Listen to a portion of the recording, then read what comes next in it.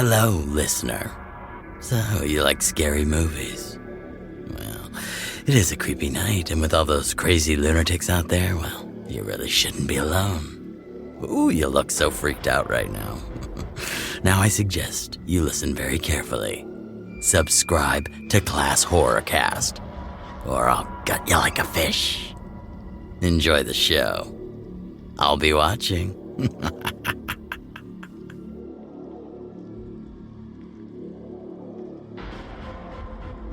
Hey everyone, I'm Aaron, and on this week's episode of the Class Horrorcast, I had the pleasure of chatting with the editor, writer, creator of BloodBath Beyond, Midcard Maniacs, and Extreme Underground on YouTube, Mr. J. Bond. We got into some of his favourite horror movies, the most extreme things he's ever seen, some wrestling talk, and some great insights into being creative. Jay has so much knowledge in the genre we all love, you won't want to miss this one.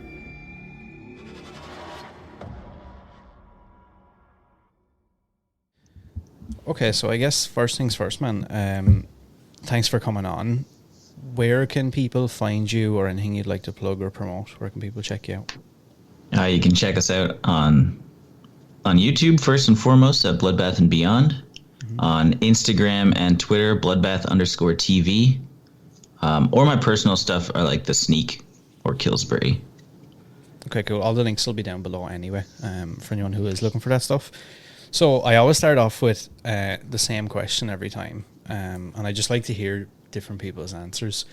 Can you remember the first horror movie that you ever saw, or your first horror-related experience, maybe? Absolutely. And I was probably too young to be watching horror at the time. I was probably maybe like 7, maybe around there. Mm-hmm. It was Child's Play, maybe 2, I think. Nice. I vividly remember the poster. It might have been the first one. I'm not 100% on that, but it definitely traumatized me. I basically, like, my mom was in the store with me and she's like, what do you want to rent? And I gravitated towards like the doll. I'm like, hey, this is cool. It's a toy. And she's like, are you sure this is what you want to get? I'm like, yep. And it basically traumatized me. And at the time I had stuffed animals and stuff. And from then, like, I would have to lock them in my closet forever. Like, yeah, I get that. Every single night you got to lock up all your toys, because I was really scared for a long time. But I still would go and rewatch it afterwards, like after obviously renting it. But like down the road, I got more and more comfortable with horror, and yeah, it's been fun. Was it much further down the road? Because some people, some people have the story of I saw a movie, it traumatized me, and then I completely went away from horror until much later in life. Then some people kind of tended to gravitate towards it. No, I definitely stuck with horror since a really young age. Like right after that, my parents had like those weird pay-per-view boxes that you probably weren't supposed to have. Yeah. So I'd always stumble upon body bags and body parts. Body Parts was one of the more memorable ones from back in the day. I can't remember it now, but I used to watch that all the time. Stuff like something I thought was horror, but I recently watched it, was Snapdragon with Pamela Anderson. And so I just thought that was like really cool. I'm like, oh, it's like a thriller. So I was really heavily invested into that stuff, including like Beetlejuice when that came out. That kind of was a really big gateway horror as well, to just familiarize myself with it. And it just continued. Like, I remember watching Scream the day it came out, and when I was way too young to see it. That must have been a trip. Yeah, it was me and it was like my, it might have been it wasn't at the theater. It was at my friend's house, I guess. And his older sister had got the VHS tape. And we're like, can we watch this? Like, we were totally invested. And this was when I was 10 years old in like grade 5 or something. I had just started smoking, and I was really trying to impress like his sister. Mm-hmm. So we would like watch that. I'm like, oh yeah, this is cool. I mean, obviously there were scenes where I was like freaking out, but I had to try and play it so cool so I didn't look like a nerd. It was great. Do you think we've maybe completely lost that feeling? Just what you had explained there about Scream, and I feel like everybody, no matter where you're from in the world, has those kind of stories of somebody managed to acquire the tape and it became like this thing. You know, absolutely. Everybody would talk about it. Do you think we've completely lost that? It's tough. Like, I think to some degree, absolutely, because there is no longer that kind of like taboo. Like, now horror is so popular. You walk into a Hot Topic or a Spencer's Gifts, and it's just all horror memorabilia, right? Yeah. But that's kind of what drives me into these weird, darker places, which is kind of not the best. Mm-hmm. So, like, I've been watching a lot of extreme movies and stuff, maybe for that same feeling. Like, I haven't really thought about why I am interested in those things, but that's probably it. I'm looking for something new, something completely different, because at some point you become desensitized as well, especially watching horror for 30 years, you know, like. Yeah. It becomes harder and harder to find something. And being like creators like we are, you're constantly involved on Twitter, on Instagram. So there's constant flood of horror imagery all the time. So at some point, something that used to be either frightening or disturbing isn't just casual now. You almost expect people to get split in half when you're watching a slasher. And if it doesn't happen, you become a little bit more upset. You're like, what happened here? Yeah, that's true. That is true. You had mentioned the video store a few minutes ago. Would you have been a video store kid or a teenager or like a collector of anything? At the time, I wasn't, no. But I mean, like, and at the time, like right now, I collect Blu-rays and stuff, but I don't collect VHS tapes. Mm-hmm. There was a time in my life when I did, and unfortunately had like my whole horror collection stolen from me. And I stopped collecting stuff for almost like 12 years. And I only recently started collecting movies again, even after this channel started. Like up until like year 2, we were giving like movies away all the time, because anytime we'd buy something for a review, I would just end up giving them away because I didn't care about them. I didn't collect them. And then Horror Pack was one of those companies that's just like, here, have a bunch of movies. And I'm like, well, I guess I'll start a collection now after like 12 years of not collecting. What do you think that is? I always try and I guess analyze that, and then talking to different people in different industries, but still maybe related to movies or horror. What do you think it is that draws us to collecting, whether it be figures or masks or movies themselves?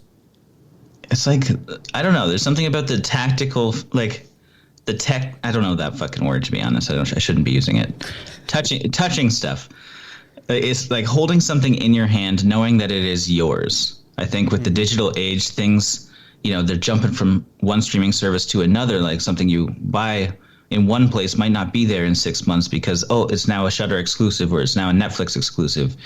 And so just owning something, at least in movies, I like being able to have a copy that isn't being changed. It's not being digitally altered because people might be sensitive to certain subjects or anything. You have it. But at the same time, I also just like to hold things. Like I collect action figures and comics as well. Mm-hmm. And I just like the idea of having something in my possession, I guess. I don't know. It's weird. I've never really thought about that, to be honest. Yeah, and I hadn't, because I do the same. Like I collect, figures, a big wrestling guy.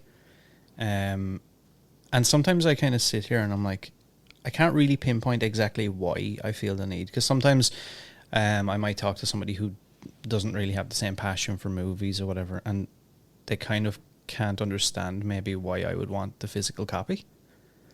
And yeah. I think it does definitely feed into what you're saying about and I found that happens. I know a lot of people think streaming and all this stuff, and it's great in one sense, because a lot of times it's a click of a button and it's right there. But there's a lot of times I find I want to watch something, and especially in Ireland with like licensing and different things like that, there's a lot of times I can't find a movie. Yeah, no matter I can definitely see that. Like whatever streaming platform I look for, and I just cannot. Even if I want to pay like a one time to rent it, it's like impossible. So like I do think that physical media still has a place there for people like us, I guess. Yeah, absolutely. And especially nowadays when you have really cool companies like Severin and Vinegar Syndrome, Arrow, like all these cool guys that are putting out these like definitive editions, mm-hmm. where you're seeing, some of the old actors that you remember from back in the day coming back and doing new commentaries or doing interviews on how those movies affected their career. So not only does it affect us while we're growing up, but hearing them talk about how it affected them is really, really cool. And that's another big part of why I collect the actual like physical media, is like just all the special features and stuff that you can't get on streaming services. Yeah, that's a huge selling point for me in the last maybe 5 to 6 years. Now I'll want like multiple copies of things, because obviously when a movie had come out, on DVD, you would get your basic director's commentary. But now with companies like Screen Factory and different things, they've got the old commentary and then the upgraded version, I guess. And it's nice to have that stuff, and they really do pack them now. Like all those companies you just mentioned, they really do make it they give you so many reasons to want to buy it again. Yep. Even if you already own the movie. Whether or not it's like, even just like this, you can get like a collector's edition that has like a dozen special features, but that there's always another one where they found some hidden footage and they'll re-release it, and you'll absolutely double dip, and they'll throw it into a steel book or something, and you're like, well, here we go. And then we're going to come up on the next wave of just, everything in 4K. Yeah. So, well, let's do it. That's true. So at what point in life did you want to start the YouTube thing, or maybe make a career out of something like this? Was that always in your mind? Not at all, to be honest. Like, I've really been into like graphic design and not even into video too much. Like, obviously I like horror movies. And in high school, like, me and my buddies would just watch it after school. We'd get together and just watch horror movies. Mm-hmm. And so YouTube didn't exist. I mean, I'm a little bit older. I'm 36. And we started our channel maybe like 7 years ago, just over 7 years ago. Mm-hmm. So YouTube didn't really exist when I really wanted something like this. Yeah. Like, we had E-Bombs World or something, and all these like flash sites, but there was nothing that was really video oriented. And so when we started the channel, it was supposed to be a podcast. And I just happened to have a camera because I was a rapper at the time. And I had filmed my own music videos. And so I'm just like, why don't we just set up this camera and record our podcast? And so this was mind blowing at the time because nobody was doing that. Yeah. Nobody was doing like video podcasts. Now everybody has a video podcast. And then we just ended up scrapping the whole podcast idea, just continuing with doing just video. But it was, like, there's never an idea to do this for money, first of all, because monetization, I don't think, was a thing at the time when we started it either. Mm-hmm. And it was really just a way to get one of my buddies to kind of get out of a little slump that he was in. He was one of the guys that we used to watch horror movies with after high school. He went to school for writing, and we wanted to kind of get him doing something to try and get his name out there. Mm-hmm. And then he just like never came, unfortunately. We've never shot an episode together. When it came to like the podcast day, he just didn't show up. So I grabbed a local buddy, John, and he came over instead. And then John's been my co-host for the last 7 years. And Andy, who is the other friend, just never came. And on the topic, I guess, of the initial idea for the podcast, well, like, I guess what drove you to want to do that? Just talking. You personally, is it just it was something you were interested in? You wanted to put your ideas out there, I guess? It was more like just palling around and recording it and seeing if anyone would care to kind of join in with us to some degree. And that's kind of how we've kept all of our content still, which is more like, hey, we're just some guys. We're not experts. We don't know anything about this stuff. Yes, we watched the movies, but that was the whole idea. The podcast was actually just going to be essentially just commentary. Mm-hmm. It was just going to be like, hey, you just sit in and watch the movie with us, or listen to the movie with us, or listen to our thoughts on the movie, and then we'll just like talk about it and just talk shit afterwards. And that was the whole concept. How was it for you then when things, I guess without sounding like too much of a fanboy or whatever, but like when things kind of took off? Because I think I can still remember the point where, like, I've been following you guys for quite a while now, and like it just seemed like the name was kind of popping up everywhere. So how was that? Like, how did that feel for you when you realized this thing was, it wasn't just another podcast or another YouTube show that people have made? It was kind of surreal, to be honest, because like we're like, obviously everybody doing this kind of stuff is just grinding. They're trying to figure out a flow. They're trying to figure out, their own show ideas and stuff. And when we started to kind of get popular, not a lot of people were actually doing like just horror movie reviews at the time. Mm-hmm. And that's probably what I attribute a lot of our success to, is there were like 3 people that I could look to, which was like Cool Duder,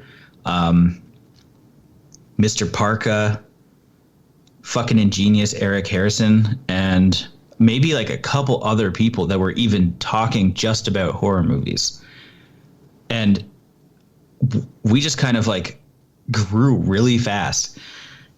It was like second year. From year 1, it took us like 1 year to get to 1,000 subs, but it was the next year where we went from 1,000 subs to 10,000 subs. Mm-hmm. And then it's like, whoa, that was like 10 times growth. People give a shit about this stuff, and we started taking it a little bit more seriously, and it was really cool. Like when people would start to value our opinions, it's like, I don't know why. First of all, I'm hammered in every episode. You shouldn't trust what I'm saying, but if you want to, sure. And that was really cool. And even like meeting people at conventions, like we met one of our first subscriber ever, who wasn't like a family member or friend, happened to live near a convention we were attending, and we met up with him, and he came to our hotel, and we just like had drinks and partied. It was really interesting. So, and Galactus won. I'll never forget him.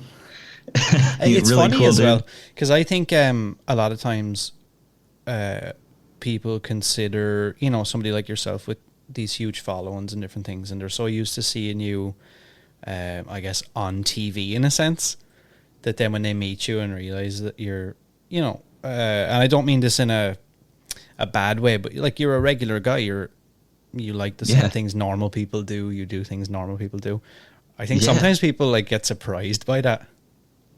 I think definitely, and especially now that like we've grown even more since then, and going to different conventions and meeting a lot of different people, like they're all kind of apprehensive at first, like, oh, can I get a picture with you? I'm like, yeah, I mean, we can just sit and have a drink if you want. Like, I'm good.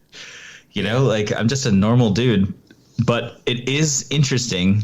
Like the dynamic, I think, is strange, because I know that I fanboy when I go and see somebody that I like at a convention. Like when I saw Dead Meat James at Texas Frightmare, I was like, oh shit. I literally just said, I love your editing. You're awesome. And just walked away. It was really weird. And then, so I completely understand that other side. Mm-hmm. But at the same time, it's important for people to realize, like, we are normal people. I mean, some people aren't as welcoming, I've noticed as well, from other people that I've met, but it really, you never know, I guess. And so when things really started to kick off, and you guys, the following is like increasing and increasing, at what point did you, was the returning point for you where you decided, like, this might be something that I want to do full time, or I would love to do full time? Yeah, to some degree. I mean, I could say that it was at 80 subscribers personally. Mm-hmm. I have a video. I was doing daily vlogs at the time just for like my personal, I was doing something. There was some kind of trend going on where people were doing a video of 1 second of each of their days. So I decided to do 1 minute of each of my days at the time. Mm-hmm. And I have a video of me at 80 subscribers just like losing my mind. I'm like, this is really taking off.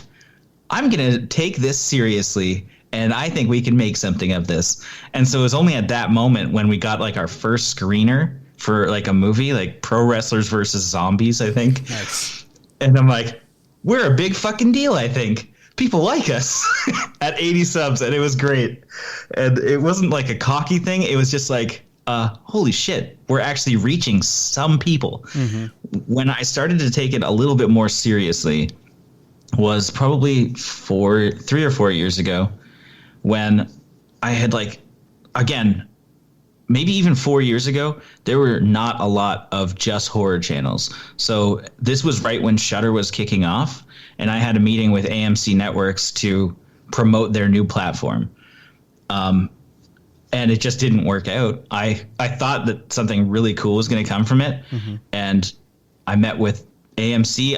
I had some video meetings with Amazon to produce some content exclusively for them. But then I was Canadian, so I didn't fit their U.S. demographic, even though all our fans are from the U.S. or most, sorry. But it was at that moment when I did have these bigger meetings, even though they didn't translate into anything. It was at that moment where I'm like, oh, there's interest here.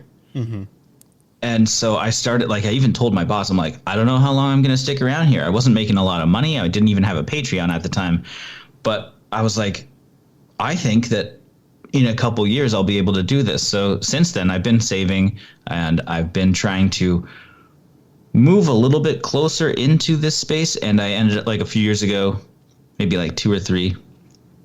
I dropped from 5 days a week to 4 days a week so that I can have a full day of creating extra content. Because for a long time we were just putting out 1 video a week for years. And then we moved to 2 videos a week. And that was kind of a big thing.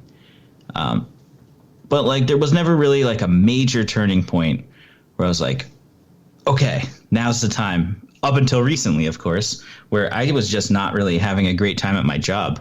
I love what I was doing because I was a UX designer. Mm-hmm. Pretty low key, just making some software and doing, fun stuff. But I had issues with my management. And usually when I leave a job, I jump into something else. There's never been any downtime. And any other job, I was like, oh, maybe I should just take a week off and do some extra YouTube stuff. And this time I'm like, I'm just going to take 6 months off. Fuck it. I'm going to dip into my savings. I'm going to see what I can do. And we'll just coast for the next 6 months and build up as much content or get things into a good place across the 3 channels that I'm currently working on. Mm-hmm. And then I'll reevaluate in September and figure out if this is a viable solution for me, because I'll likely go broke doing what I'm doing. But I had to take the risk, I think. I feel like anybody who has ever made anything of themselves is has the passion though, and is willing to take those risks. I think a lot of people will, and maybe myself included, up until recent enough, maybe since COVID kind of started, we all kind of have this habit of maybe, I'm gonna do this, or I'd like to try that. And I feel like for anything to pay off, you kind of and I'm not telling anybody to go and maybe do what you've done, but there's definitely how did you, I guess, overcome that? The guy on your other shoulder kind of going, this is a bad idea, don't do this, stay in, take your 9 to 5, just live your life out, and then you have the other guy who's kind of saying, you're always going to think about, what if I had have tried? That's it. There's a lot of things that in my life that I've said, what if I did this? I wish I did that. Mm-hmm. And I'm getting older. I'm if I'm going to do it, if I'm going to try to make this, it's when I don't have any debt. Mm-hmm. I don't have a significant other. I don't have any kids. You know what? This is stuff that will likely come soon. So this is probably my last shot at not being completely tied down to anything and not having to risk stuff for other people. Nobody relies on me. I have no dependents. So it's just, this seems like the right thing. Even though I completely understand that I'm going to leak money for 6 months. And I've kind of budgeted for that. Usually I put all of our money that we make from Patreon and YouTube, which is very little, but I've been putting it into a savings account for a long time, And usually I use that for conventions. But with COVID, it's like, well, now we've got a bunch of money that is just sitting here. I've got all the cameras. I've got all the gear. I don't need anything else. Like, I can produce content without issue. What is this money for other than like websites, hosting and stuff? So I'm like, fuck it. I'll just use this money. So I asked my co-host, I'm like, are you cool with me just like doing this?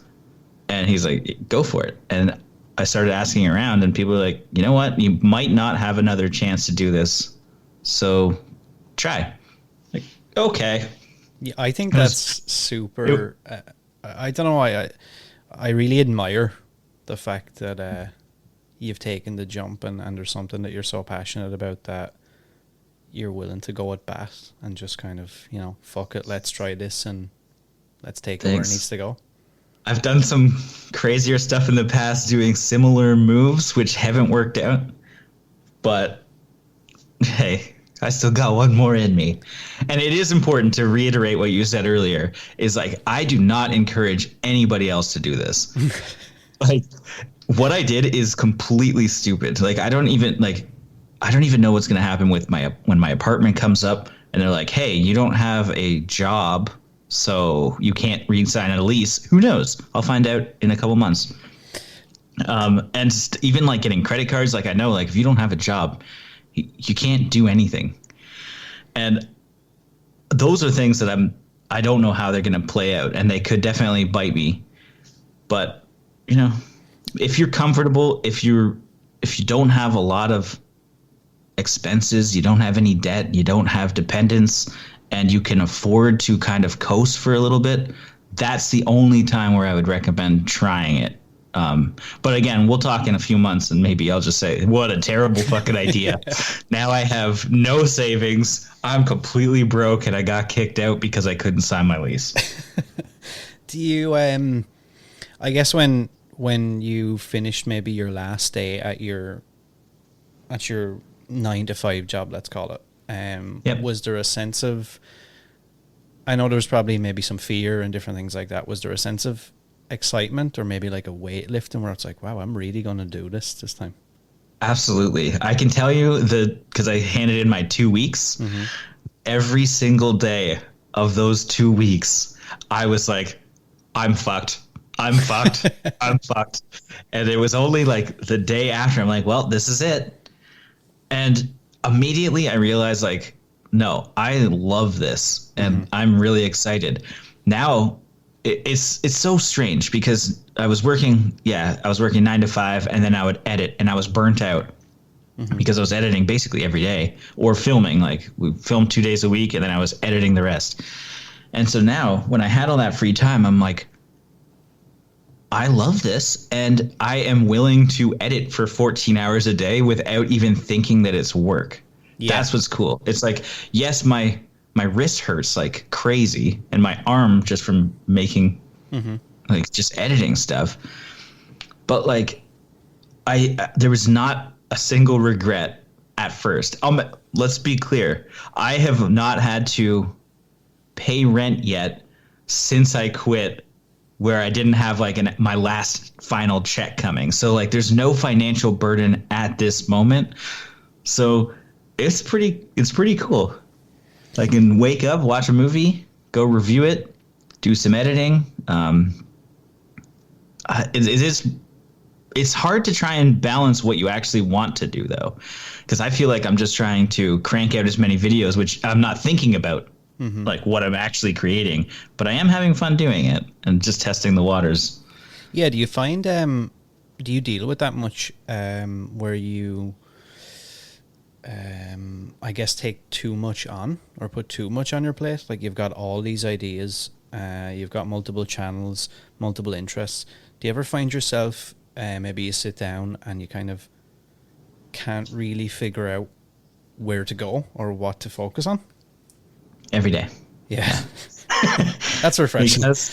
Yeah. I mean, I think a lot of people deal with that when it comes to just like content creation. I mean, whether it's like balancing like work life and family life and content, everybody's kind of got those everybody's in over their heads, straight up. But when it comes to trying to run multiple channels, I can definitely, like, there's a lot of pressure on me to try and keep everything afloat, or at least moving in an upward swing. And I definitely get overwhelmed, and I don't really know how. I'm still learning. That's a really important thing. It's like, I understand that I've got 6 months. And so this first month is just like trying to figure out, do I want to just create the same old reviews over and over again, or do I want to experiment with different content? Like, I have my wrestling channel, I have the extreme channel, and I have the BloodBath Beyond. The extreme channel is much easier because of the way that it's done. So, like, I watch a few movies, I record a few reviews, and I edit them. And if I'm dropping one video a week, all my editing for the next month is done by, like, this afternoon for next month. Yeah. So that is just, like, perfect.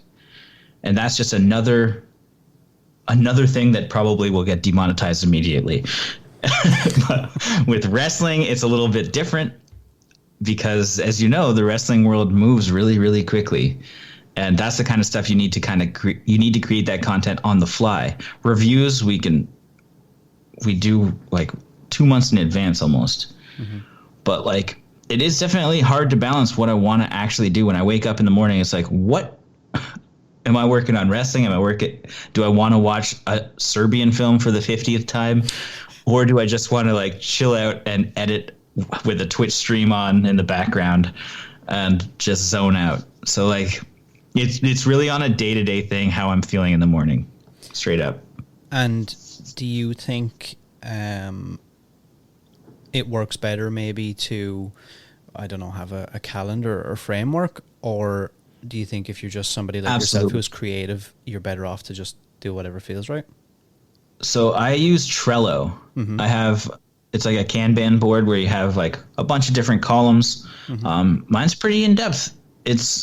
I have just, like, show ideas in one, and then moving over, you have, Patreon requests. If the video is shot, I've got a column for that. I've got what I'm currently working on, and I have due dates now, which is not something I had prior to doing this. Now I, like, actually assign dates for every specific video that we have. I mean, we probably have 30 shot reviews at the moment because we are constantly recording. But if we're only releasing 2 videos a week and we're shooting 3 to 4, then we always have a backlog of content. So now I'm allowed to take a breath, evaluate, okay, the 15th anniversary of this movie's coming out, and we already shot this video. Maybe we'll just align. I can just start playing with timelines a little bit. Hearing about Slumber Party Massacre, a reboot coming out, and we shot our review for Slumber Party Massacre maybe 4 months ago that I was about to release, but now I can schedule that for June or July, whenever the next one comes out. So it is really nice to have that additional time to just kind of sit back, look at everything, and start scheduling a little bit more properly, which I've never had, because usually it's like, okay, I have to get this video done by this week. And it's just like the constant grind of trying to keep up with the content. And now I have lots of time to edit, so I don't really have to think that way. It's just a different way of thinking. Yeah, that makes sense. There was a question that I had gotten. So I have a Discord server that has like 200-300 people in it. And I had mentioned you, and some people had, obviously you put on Twitter about, you've kind of jumped into this, what a lot of people would consider a risky position, to do this thing full time. And a lot of people wanted me to ask you about, I guess, advice that you would give somebody who, because I think there's a lot of people in the world like this, and it's hard sometimes, maybe, I don't mean this in an offensive way, but it's hard sometimes for people not to be delusional, because we get so sucked up into social media that everybody, I think, thinks that they should be a creator or a influencer or whatever some people want to be. What advice would you give to somebody who maybe has a dream or a passion that's not, it's not your office job, it's not working in a grocery store, and they're just soul crushed every day? It's not going to be motivational, I don't think, but it's just like everybody deals with it. It's like don't make stupid decisions if you can't like get your head around the idea of what influencers actually do. Mm-hmm. And don't consider yourself an influencer if you don't have a massive audience. And even if you do, you need to reevaluate if you're even bringing in any money. I am not. Like, I know that I've fucked up, but I know this is like, well, what do you mean? It's like, yeah, I just basically just jumped into this without a safety net, and I don't encourage it. But for people that do want to, you need to start planning your content accordingly so you can actually bring in some kind of revenue or build a community that will help support you on Patreon or whatever kind of support system or donation system. But it's hard because you can't rely on anything, especially when it comes to YouTube. Ad revenue isn't paying bills, straight up. Mm-hmm. Like a lot of people, yeah, sure, the upper 1%, they make a shit ton of money. And I think a lot of people that jump into YouTube think the moment I get monetized, I'm going to be raking in the dough. No, you'll be making $3 a month. Yeah. Like, honestly, there's not a lot of money, especially when you're only making a little bit. Or like when you get like monetized, like you're not going to make any money.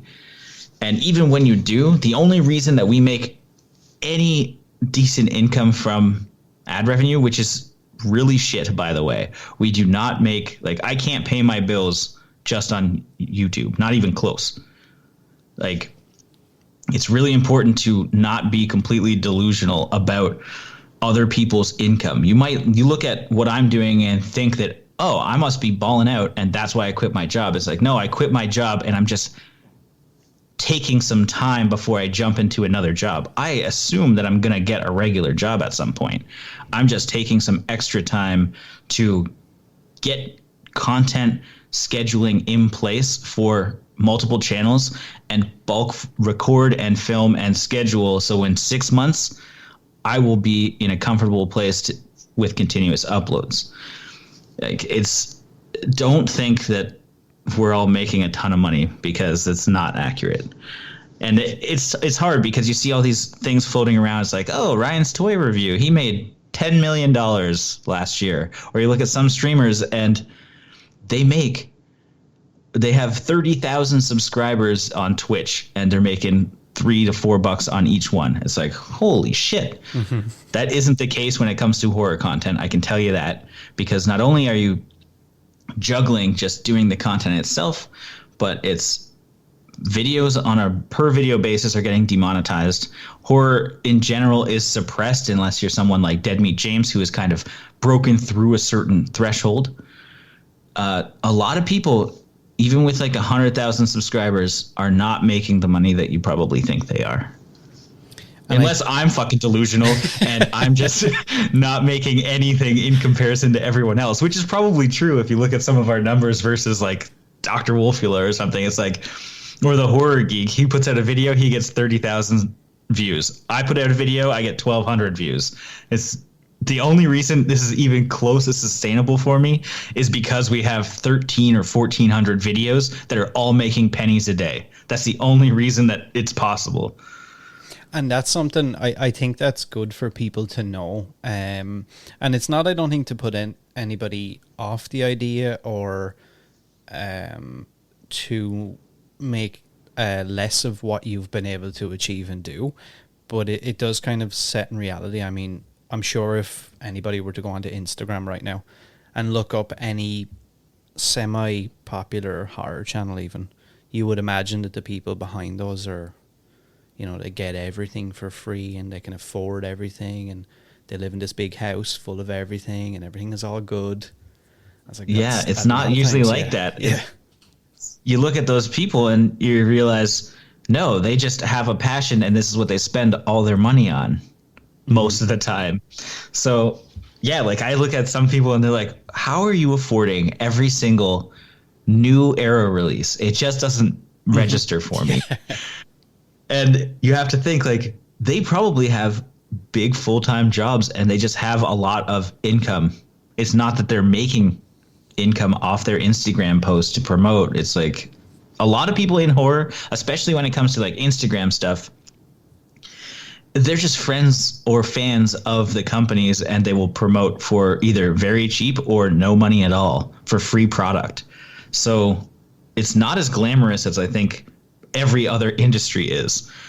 Yeah, for sure. Horror is so strange because not only are we suppressed in certain aspects, but like the ad revenue isn't there, or like the sponsorship money, I guess. Only when you get into like big numbers and you're getting Raycon earbuds or whatever that everybody's promoting, or NordVPN. It's like when you get those big companies, it's like you can create any kind of content. But at this level, there's not a lot, because a lot of the companies that we would work with, such as like Horror Pack or Bambox Horror or stuff like that, it's like they're not going to pay you for stuff because they're small companies trying to make money too. Yeah. So you really need to break into like that next level where everything you post is getting 100K views or something like that, you know? Yeah, because I even have there's a girl that I worked with that lives in the same town, and she has an Instagram that's become popular maybe in the last 6 or 8 months. Video Nasty Presents, and she takes stills from different movies and kind of the colors, right? Yeah. And nice. She has like 40,000 followers, which is not a huge amount, but I think a lot of times when people look at, you know, some horror creator or content creator, it seems like a lot. And just for context, like her posts get a lot of attention from studios and different things. She makes $0 in any way, shape, or form. And me and her have spoke like in depth about it, and she was like, it's just not what even what she thought it was. I think she thought maybe, you know, I'm getting thousands and thousands of followers and 50,000-60,000 likes, you know, surely this is going to become a thing. And she was like, it's just not. It's just a page with a lot of likes right now. Yeah, that's what's really important for people to know is like, in other industries, yeah, you can make a shit ton of money. Horror is different, and the content that you create might just not be the content that can actually attract sponsorships. That's just really what it comes down to. And so it's important to make sure that, like, be realistic about your expectations. Like, and that's why I'm trying to be as very clear cut and maybe even demotivational, because it is not something I would recommend. Starting a YouTube channel to make money is a dumb idea, straight up. Unless you come in hot and you know that you can already like achieve something great. Dead Meat is a great example. He was already popular on a different channel for his comedy stuff. When he came in, he already had the editing. He already had a game plan. He had a bunch of videos ready to go. Like, he came in with a business mentality and he crushed it, which is great. But there's a lot of people just like me who just fall into it and we just start doing whatever the fuck we want to do. And that is also good. You know, like, you're probably not going to make it anywhere, unfortunately, because that's just like how it is. There's a very small amount of people, especially in this genre, that can get to the top, and we're not even close. I really hope we're going to be talking at the end of the year and you're going to prove yourself just wrong. like delete that one. I'm a baller right now. I got $1 million house. You're a wrestling fan as well. When did has that always been a thing for you? Yeah, like playing with the big rubber wrestlers as a kid in the 80s or early 90s or whatever. And then just like I followed WWE for a long ass time. I got really hooked on ECW and some of the old Japanese death matches. We do some tape trading in grade 7 or 8 or 9. So I've always really been in touch with wrestling. And then there was like a long time where I fell out like mid 2000s ish. I had like a really serious girlfriend and she just wasn't into it. And so I just stopped, and then recently got into it in like 2013 and it's great. I love wrestling. Yeah, me too. Right now, I've always been a big wrestling guy. Similar story. Nice. Yeah, like WWE is usually what people gravitate to, but when you find that there's more, it's like, whoa, I can watch wrestling every day if I wanted to. That's neat. Like promotions, I guess. Like I found Lucha Underground a couple of years back, and I was like amazed. I was like, I thought I saw everything to do with wrestling, and I was like blown away by this. Yeah, that's a great example. It's like when you grow up, especially only watching WWE, you're like, oh, okay, these are the moves. And then you see something like Lucha Underground or like some AAA or any Lucha stuff, and you're like, wait, Rey Mysterio isn't the best wrestler? Yeah. Like, there are so many people doing so many more interesting things that you can find on just your general like Monday Night Raw. And yeah, Lucha Underground, especially from like a storytelling standpoint, for people in the US, you can watch everything on Tubi, and I highly encourage checking out Lucha Underground. It's really cool. Story based. It's funny as well.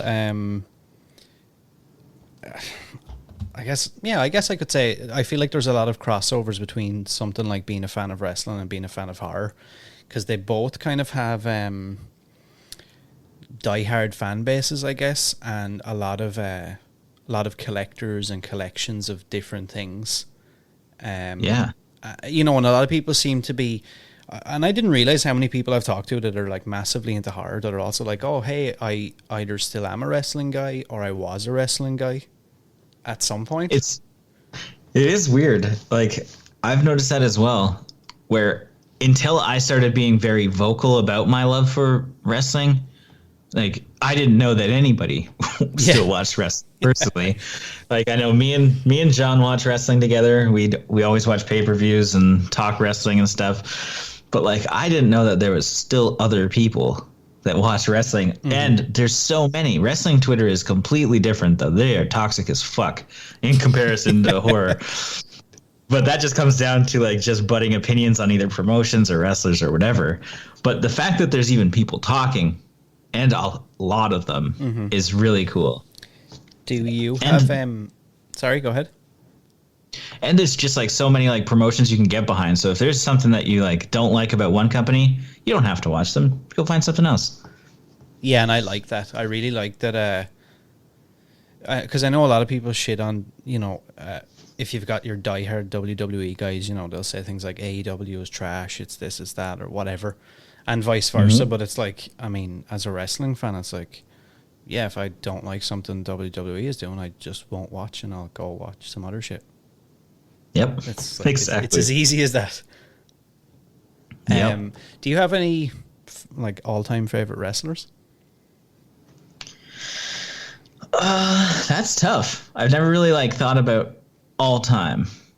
Like, is there anybody who, even if we don't call it all time, but is there somebody that sticks out in your mind or that you have always liked? A lot of people can probably like relate with Undertaker, Kane, Mankind, some of like the darker wrestlers. Obviously I've gravitated towards, and that's kind of that crossover between horror and wrestling. Even Kamala back in the day. Kamala was one of my favorites.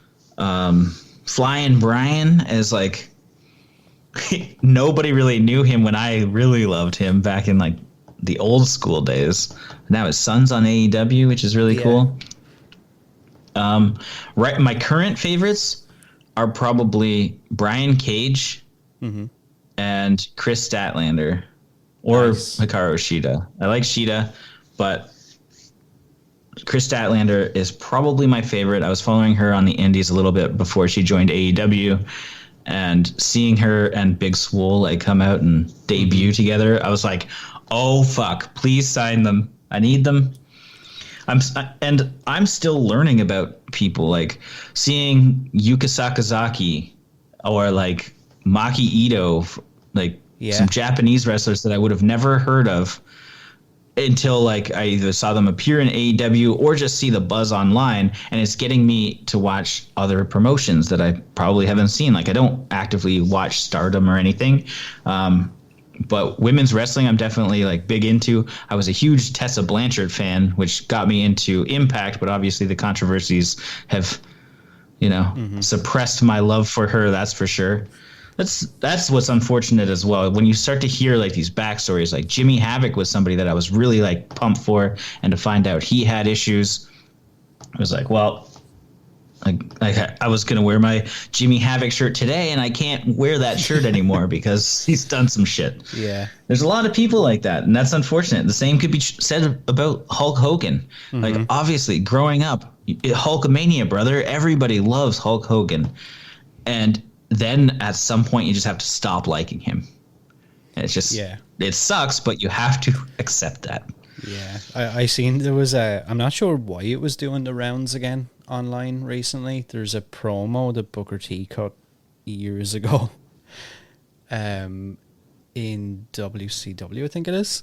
And he calls Hulk Hogan a particular word by mistake. And like everybody just took off on this thing again, and the comments were just like out of control. And I'm like, oof. It just reminded me of all that. I was like, oh yeah, now I know why everyone got off that train. Yeah, it's wild. It happens a lot more nowadays as well, I think, with the power of social media, even within the horror community. There's been some people that I've been, I won't say like overly close with, that I've kind of known, I guess, as far as you can with somebody over the internet, or different people that I've just followed for a long time, that stuff has come out about them and different things, and I'm like, wow, now I feel really weird about supporting this, or like doing whatever. I totally feel that. Yeah, it's weird. There's a lot of people that like I was starting to enjoy that, especially with the speaking out movement, is like, oh fuck, I gotta throw out like half my shirts. Yeah. Like it's unfortunate, but like I have, like, it's the right thing to do, because when you hear some of the terrible stories, you need to understand like you can't have this stuff happening in locker rooms. And I mean, I know a lot of stuff happened in the UK indie scene, and it almost shut it all down. So like it's crazy. I don't know. It does suck though. It does suck for like everybody, like all previous fans, but it's important to realize like you need to, separate yourself at some point. Yeah. I think a lot of people aren't into that though. Like especially when it's bigger names like Hulk Hogan, it's like, fuck.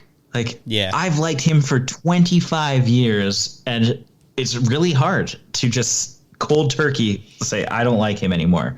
But you can see the tension at WrestleMania between him and Titus O'Neil, and you're just like, oh, this is fucking weird.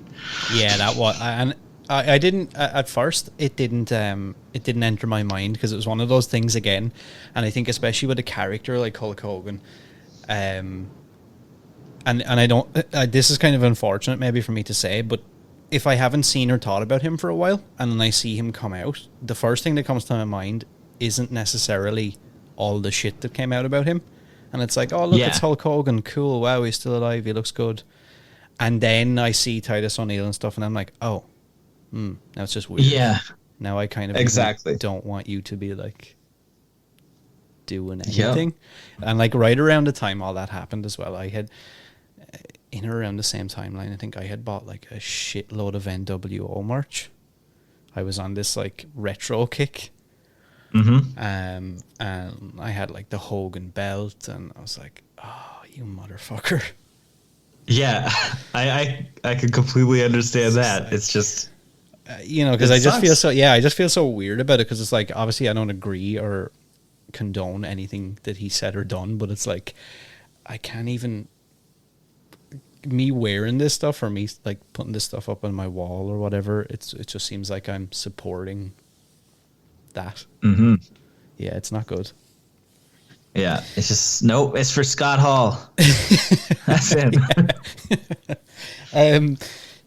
Do you have any comfort horror movies? This has been a big thing with me. A lot of times when I post things online, they'll be about movies maybe that I love or have nostalgia for that are seen as maybe not so great.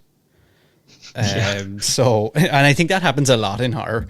But a lot of times I would, I don't want to, well, I guess shy away from it in a way. there was a point in life where, you know, if I mentioned something like, I'm trying to think of an example, something like Valentine or Urban Legend or 13 Ghosts, the remake, I would mention that and somebody would be like, dude, what? You like that movie? And I'd be like, no, Yeah. of course I don't. It's shit. I just like watching it because it's so bad and so shit. And it's like, I do actually enjoy those movies, but do you have anything like that you... Like, I love movies like that, and I don't know whether it's because it takes me back to a certain place, but I'll find sometimes if I'm in a really... Like we talked about before we started to record, you know, some personal stuff I went through last year, I found myself going back to movies like that to kind of, I guess, escape reality in a way. Yeah. It's a lot of those comfort movies nowadays for me are globally accepted now, I guess. Yeah. But obviously, I think one of the big ones is Blood Diner. Nice. Most people, like, they probably don't even know what it is, but Nice. Thankfully Vestron released it, and that, I'm like, oh my God, I forgot about this movie. And it is one of those movies that we would watch all the time in high school when we were kind of starting to really get into horror together as like friends before the channel. And so like that's one. Jason X, I think. I love that movie. I know a lot of people hate it, but having just rewatched the full Friday franchise, Jason X is easily in the top 5, and I don't understand why people wouldn't like that. I'm trying to think of like, slashers. I don't know if you've seen that. Yeah. Really, really shit movie. And even revisiting it, it wasn't even that fun because we did a review like a few years ago. But it was one of the first movies that me and John had watched back when it was in his university days. I just picked it up for too much money and we watched it. And at that time, it's like, well, I just bought this, so I'm going to have to like it. Yeah, I get that. So that's one of those. But basically, anything from the mid 2000s, I would say, I can confidently say that I probably like it and have that kind of affection for. Yeah. Aside from like what I've mentioned. I mean, there's tons of movies that I don't even think I would consider them bad or know that other people think they're bad. I think that's what it is. It's like you mentioning 13 Ghosts and Urban Legend. Like, I didn't think anybody thought those were terrible ever. So yeah, I was actually surprised, to be honest. And it's only recently I had posted about both of them, and I had actually been in contact with Jamie Blanks, who directed Urban Legend, and now like it's been getting so much love. They have a new box set from 88 Films. Oh, I know, dude, I got the I Know What You Did Last Summer box set from them, and it's fucking amazing. Well, in Canada, I'm pissed about it because I have a region-free Blu-ray, but I got a PS5, and I don't want to have a Blu-ray player sitting right beside my PS5. It doesn't make sense to me, so I just don't buy region B stuff anymore. Yeah, and so that pissed me off. Yeah, that happens a lot for me. Great. With the States, you guys get, and Canada and stuff, you get some cool editions, and I'm like, fuck. Now, I do have a region-free Blu-ray player like you, but I've also got the PS5, and it's like, there's so many editions of everything, and I want to buy them all. We're low-key flexing on everyone listening. Yeah, we got PS5s, bitch. PS5s. I didn't even realize that was still a thing. The whole, like, can't get PS5 thing. A couple of my buddies are still trying. They can't get them. It's I'm not sure if I have ever mentioned this before, but a lot of people will probably hate me for this, but I had no control in it. I'm actually or previously was a manager for GameStop.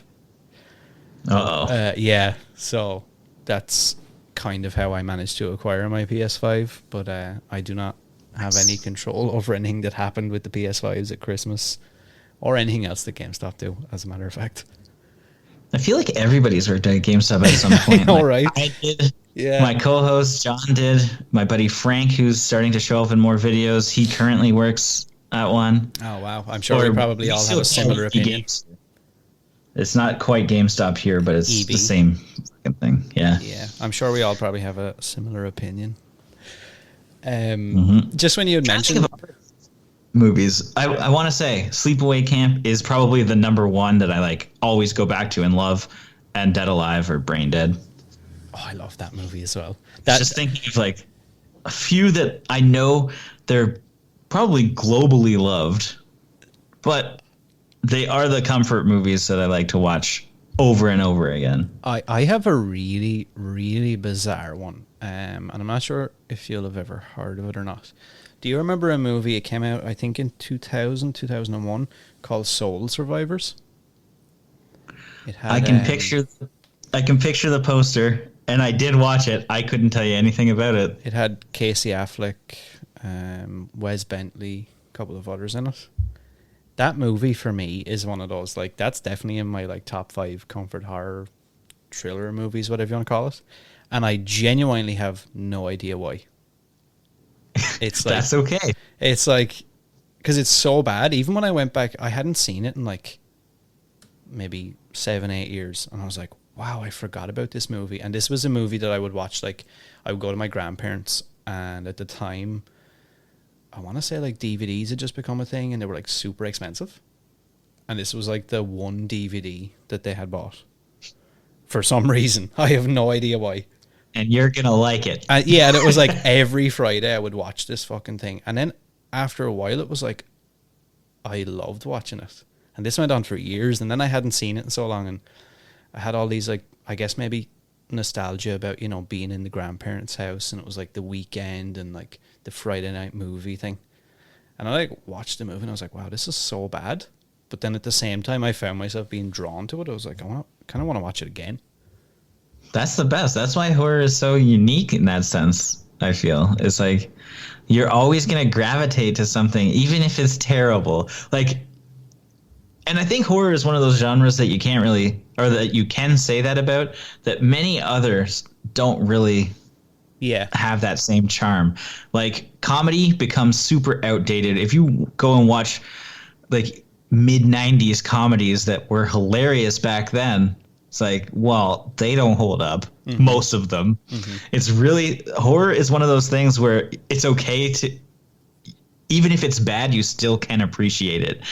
And action movies, I think, like, you know, Deadly Prey and stuff like that, or Gymkata, like crazy action, over the top action movies, you can find that cheese, but there's very few other things where you can appreciate it, like horror.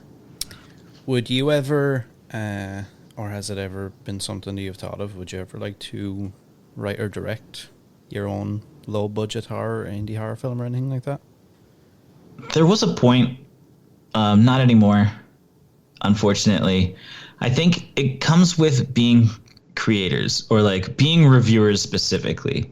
It's like, as much as I'd like to, I will, if what I create is not absolutely perfect, then all credibility of what I do is fucking out the window. Right? Like, I can't criticize somebody for this, that, and then go and create some indie movie. Yeah. Because that makes sense. Then I will be ripped to shit and be like, wait, you preach all this stuff, but you can't do it yourself?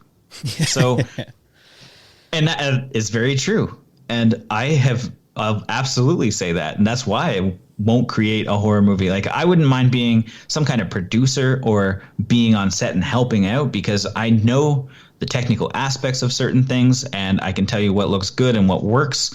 But I know that I can't do everything myself, and I wouldn't be in a position to hire the appropriate crew or even be able to manage everything like that. Like, I'd just be too scatterbrained. I personally don't, like, it would be cool, and obviously it's a pipe dream for a lot of people, but I've kind of shelved that for a while. Like, there was a time where I'm like, oh yeah, I can't wait to, like, we're going to build up this Bloodbath fan base, and then we're going to make a Kickstarter, and then we'll be able to make our own horror movies. And that was definitely something that we did consider, and it's just not realistic for me, I don't think. And it's not something I really have a passion to do, especially knowing that when people invest so much time into a movie, you're not just doing it for a week. You're in pre-production for potentially years. Mm-hmm. You're creating something. You're creating a campaign around it. You're finding all the resources to actually get the thing off the ground. There's creating it with the talent. There's the editing and post-production process. And then there's the film festivals and stuff. That there's all this like other bullshit that comes with making a movie that is not worth my time personally. Like I just couldn't devote that much to a single project. And I don't know if that's just like because I like being buried in all types of different things that I can pick apart. Like having 3 channels is a dumb fucking idea.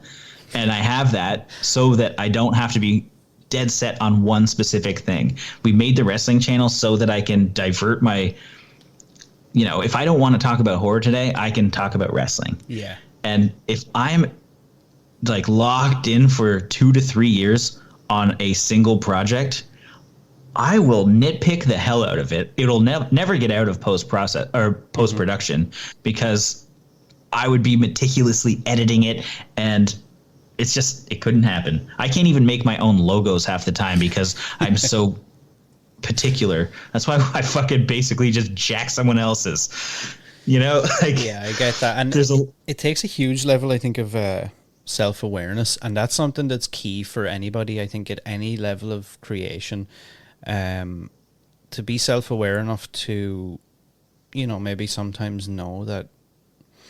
I think a lot of people, like we said earlier, might see a channel like yours, or, it mightn't even have to be horror, a channel from whatever they're into that seems to be doing well online, and maybe they adopt somebody else's passion or personality or interest based off of, well, that's what looks good, or that life looks better than my life. So I also want to make movies, even though I don't have the passion or care. I want to make them because that's what it looks like I should do, or it would be better. Yeah, it's important to figure out what your personal goals are. I mean, it doesn't have to be what you set out to do in the first place as well. Like everybody changes over the years. Like when we started, yeah, of course I wanted to make a horror movie. Since I was a kid, I wanted to make a horror movie. And as your priorities change, and a lot of people don't think that way. I don't think. Like you have something when you start, and you're like, okay, this is the goal. And even if they fall out of love with that, they stay in for some reason. And, allow yourself to be fluid when it comes to either your creation or your goals in any capacity, whether it's making a movie, whether it's even making the same content. If you want to just like stop doing one thing and start doing something else, allow yourself the freedom to do that. Don't pigeonhole yourself. Don't get into the mentality that you have to stick to the track that you laid out for yourself. It's like, and maybe that whole mentality is why I'm doing what I'm doing right now. It could be. It's just like I'm starting to open up and realize like I don't have to do things the way I used to do them, even though I mean most of our reviews are fucking exactly the same as we did 7 years ago. But you start to experiment, you play with things, and you're gonna change, and everybody changes. So like maybe you don't want to make a movie now, but maybe one day you do. Yeah. Do it.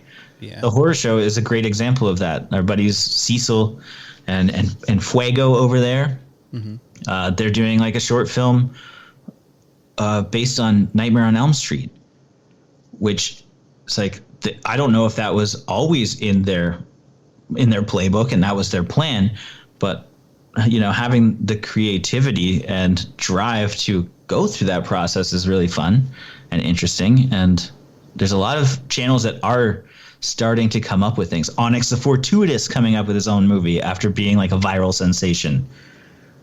Pretty dope. That's true, and I do like that I think a lot of the channels that stick around, or creators that stick around, are open to doing different things. And I mean, at the end of the day, you have created a following based off of things that you like, and being, I guess, 100% you.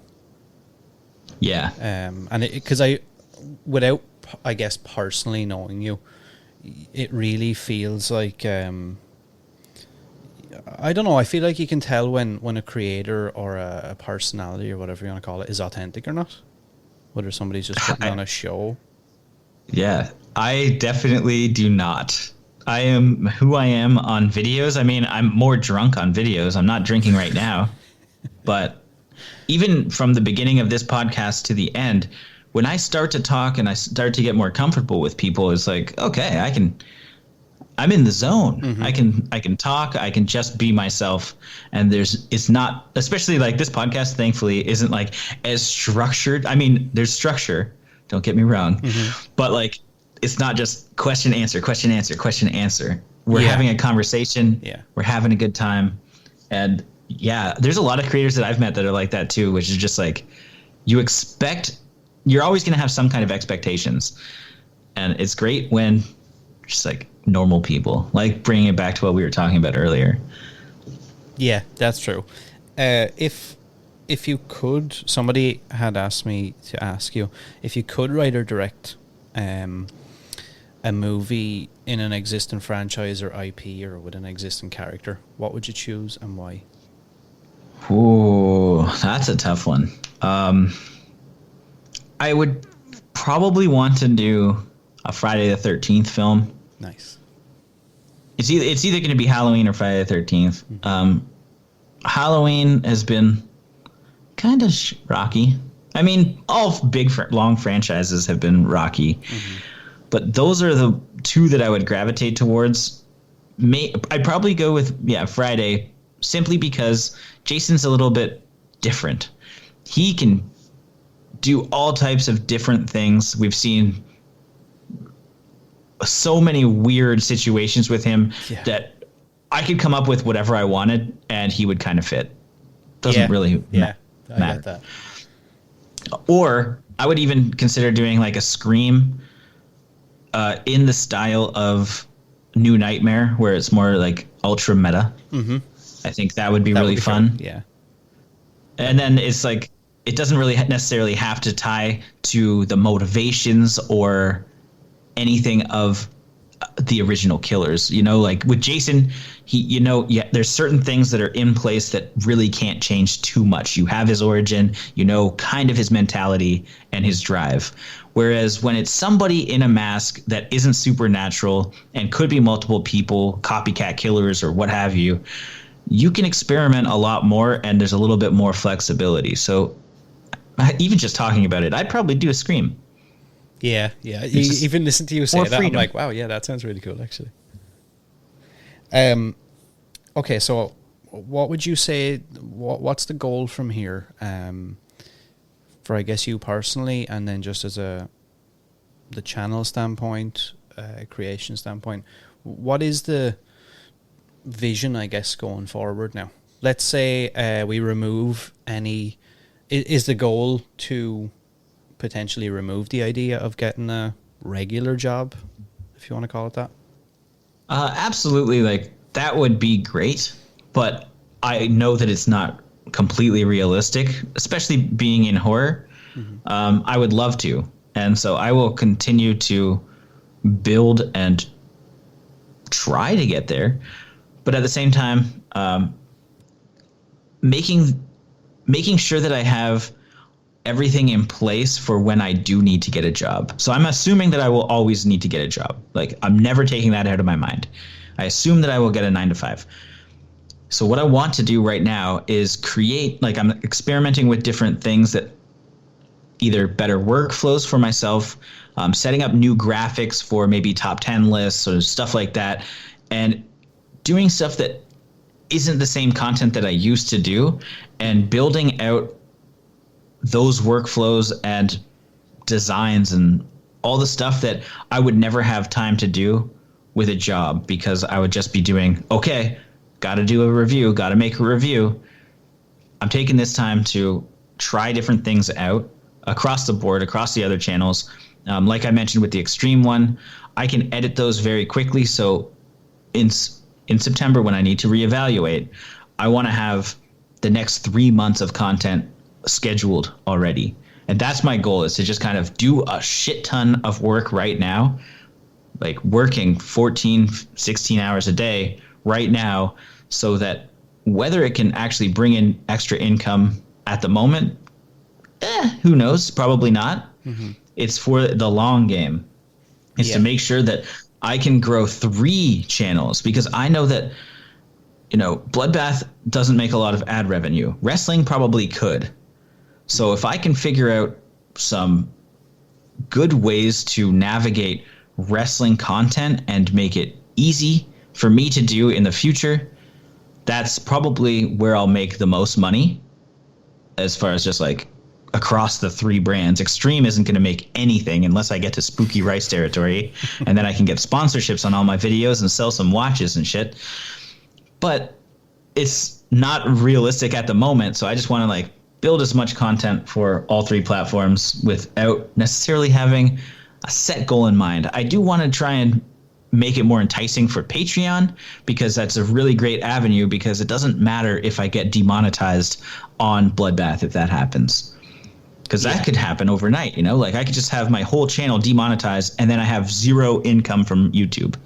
So it's scary. So you can't put all your eggs in one basket. Yeah, and I've heard some horror stories about that stuff.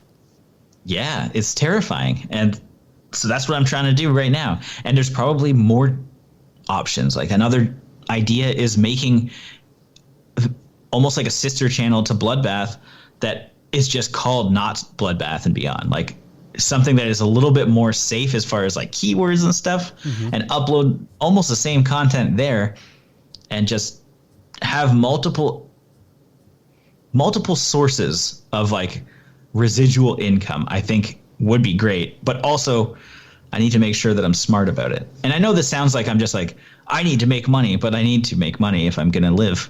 Yeah, well, but I also don't want to sacrifice the quality or what I'm actually doing. Mm-hmm.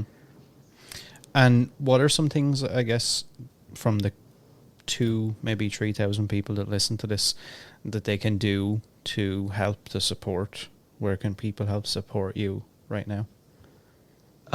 You can watch our videos on YouTube, Bloodbath and Beyond, Extreme Underground if you like the dark shit, and Midcard Maniacs, which is our wrestling channel, where we mostly talk about either women's wrestling or AEW or some fantasy booking and predictions and stuff. Nice. And then if you want to monetarily support, but I assume you should watch our stuff first.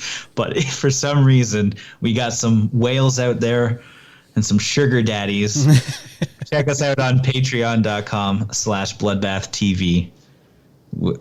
We do some commentaries every month. We do some movie nights, and you can join us to watch some movies. And that's one of those things where I'm trying to figure out some more content that I can deliver to the patrons. Because a lot of people love that stuff. And I would be the same when I get into a creator like yourself. It's like I always want more, and I kind of feel guilty in a way, because I'm like, these people must be fucking so burnt out with people like my shit.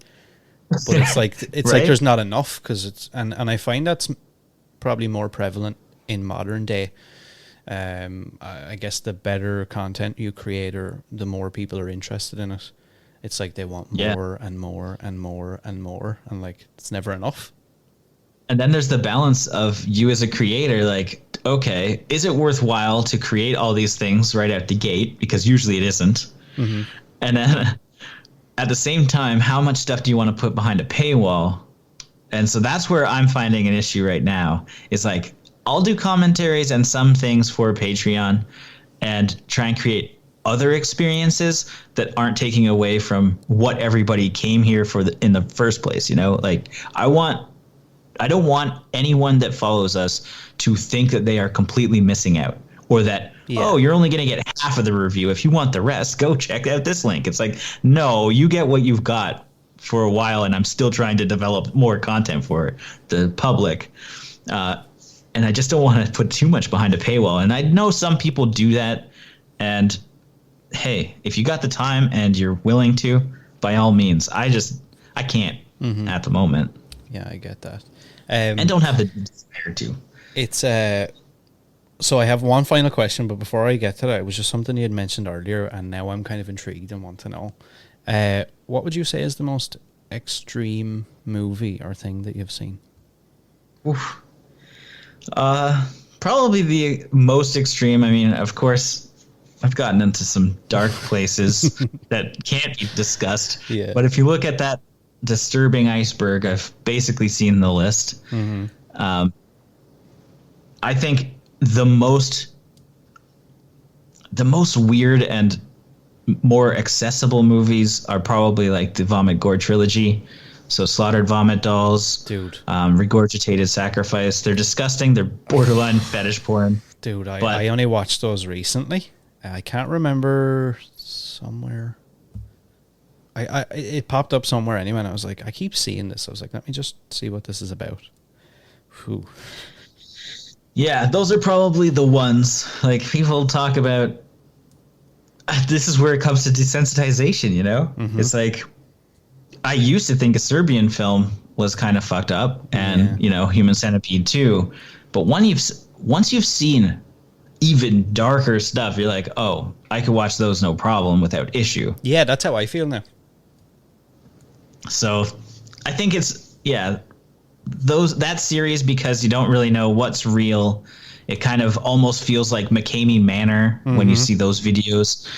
It's like, okay, I can understand that people probably signed waivers to do some of these acts, but it looks like real abuse at some point. You don't know exactly how far people went when the cameras were off. Yeah. We're only seeing what they allowed us to see, and it already looks fucked. Like, and so that's why that whole...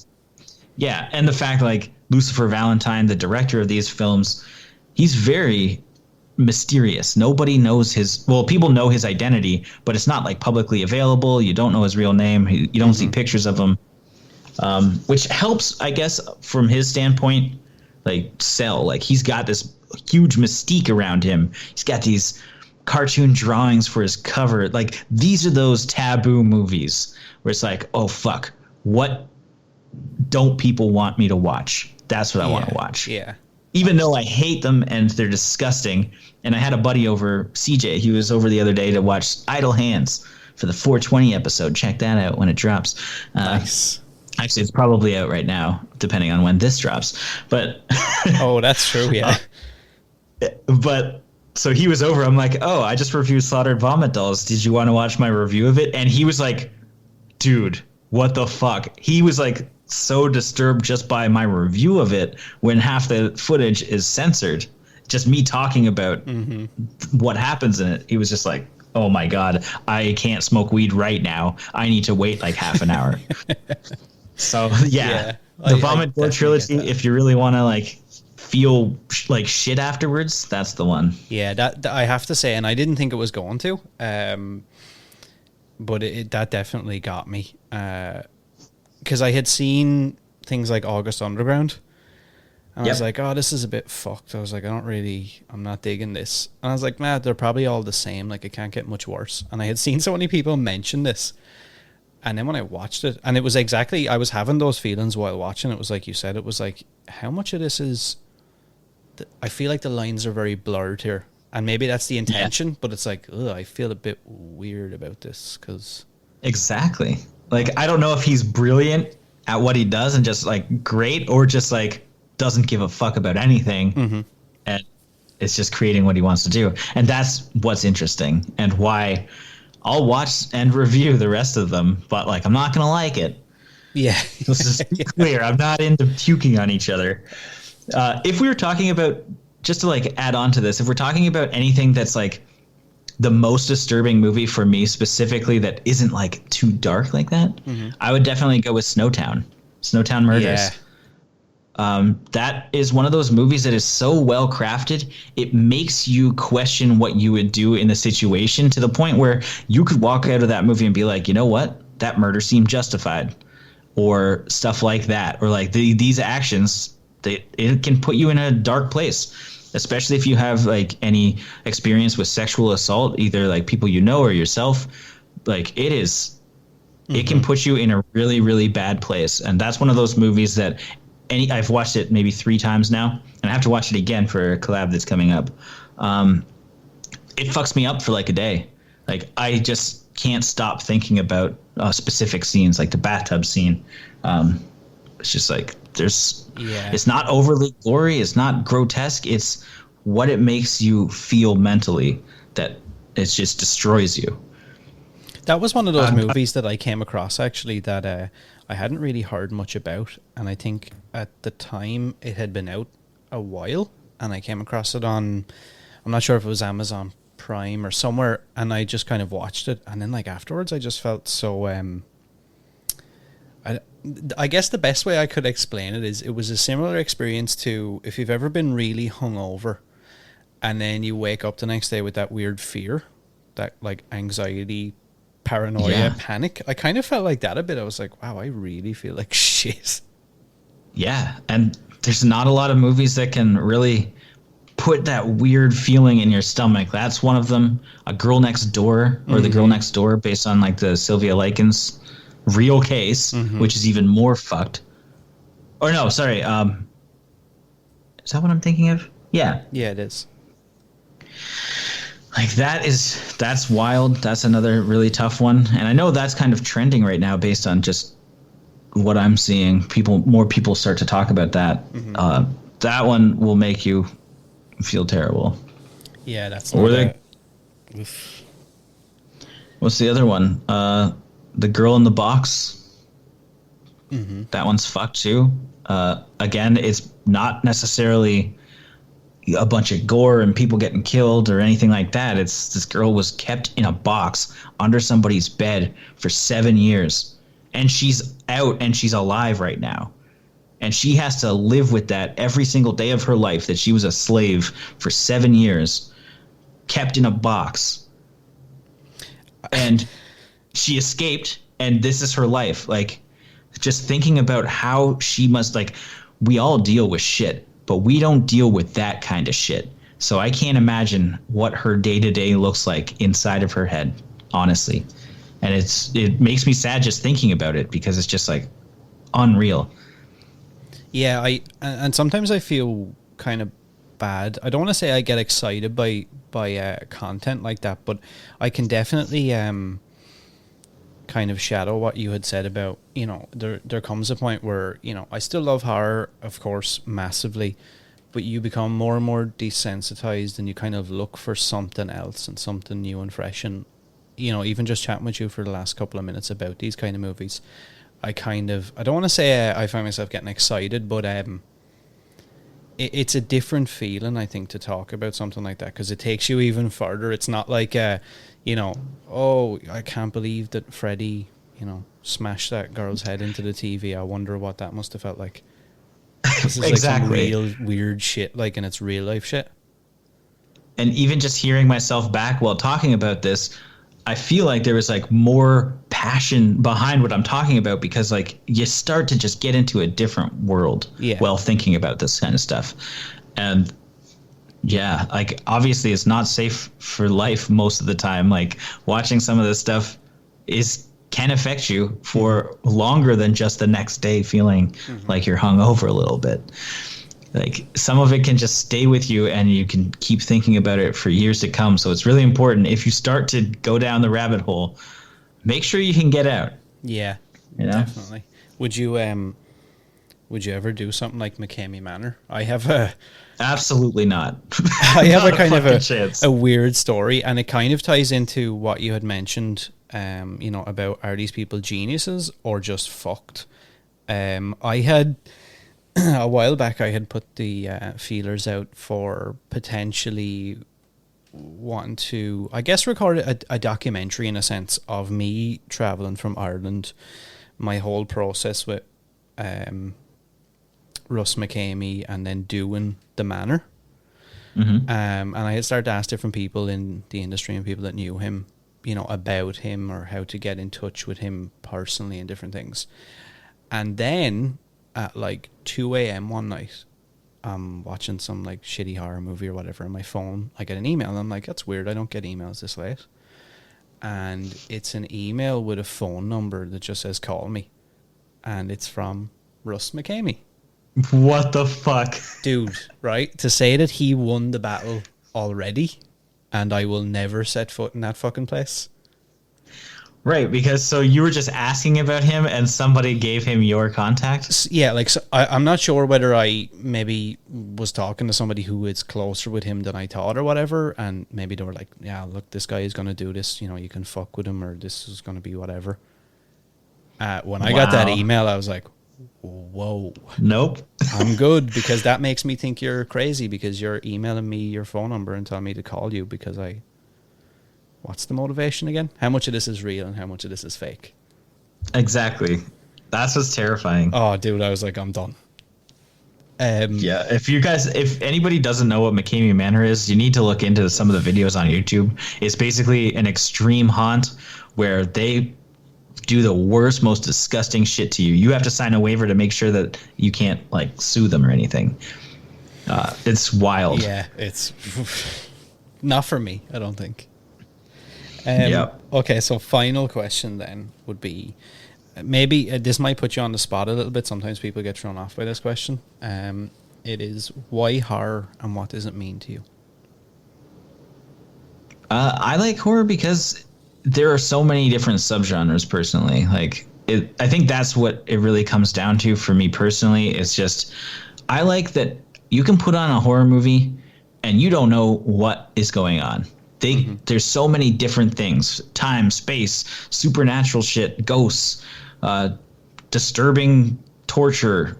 Like, if you don't watch anything, you don't look at the poster, you don't know anything about it, you put in a disc, it could be literally anything. And in horror, basically everything is fair game. You can watch a ghost movie and then it turn into a slasher, or vice versa. Like, there's so much that can change on the fly. It's almost like no rules. And I absolutely love that. And that's why I really like horror specifically, because you just don't know. And one of the reasons why I continuously like dig through the crates or find weird things on Tubi or something to watch, it's that I don't know exactly what I'm going to get. I know loosely based on the poster, and that's about what I'll look into it. But it could be low budget, it could be high budget, it could have all types of weird different elements. And it's just neat to see what somebody can come up with. Yeah, I totally get that. I love hearing different people's perspective as well. I know it's not as deep as a lot of other people might suggest, maybe, but like, that's it. I like just the exploration of it all, just finding out what is possibly going to happen here. Because it is that expansive as well. Like, and there's so many different, like, if you think of how different a horror movie can actually be, like one movie from the next, it's I don't think there's anything else that really replicates that. I mean, I know we've got action movies and they can be different and whatever, but I mean, horror can be so many different things, like killer animals, zombies, home invasion, slashers. It's so much. And then there's that overlap between them when they start to blend together. Even like horror comedy is probably like my favorite genre, I guess, like a Tucker and Dale. It's like, it's just the surprise, I guess, is what it all comes down to. Not only in just the film's narrative itself, but the concepts that they can throw at you. Well, I appreciate you taking the time to talk to me. It's been great. It's been fun. I wish you all the success in the world. I really hope we get to do this again towards the end of the year, and things have really panned out and worked out. Hopefully you won't have to go and get another job. This shit will take off big time. Fingers crossed. For anybody listening, all the links to Jay's stuff will be down below. So as always, for the 2,000 or 3,000 people that listen, make sure you go and support, subscribe. You know, you guys have a Patreon. What actually is the Patreon again? If you just want to put that in there. Patreon.com/BloodBathTV. Okay, cool. So anybody who wants to support monetarily, that's the place to go for now. Like I said, man, I really appreciate the time. It's been great. Hey, thank you for having me. It's been awesome. It's great to be able to... Hey, this is one of the benefits of not working. It's like, hey, I can collab with people over the pond or across the pond? Hell yeah.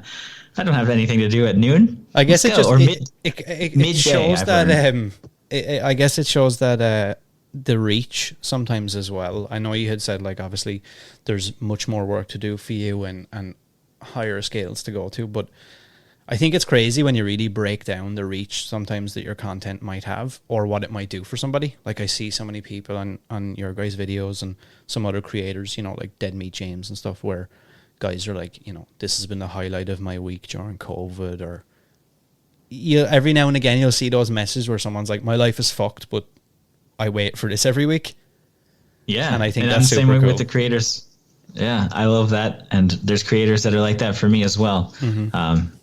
But yeah, I truly appreciate you having me on. Definitely would be interested in coming back and doing a recap on how the last 6 months went in this experiment of mine. Yeah, with only good news. Hopefully. We'll see. Thanks, man. Thank you very much. Evil wears many masks, but pure horror wears only one. Support First Class Horror on Patreon for as little as $1. Can't get enough of the horror? Carve yourself a deal from official merchandise, only on Teespring. Join us on all social media at First Class Horror. We have such sights to show you.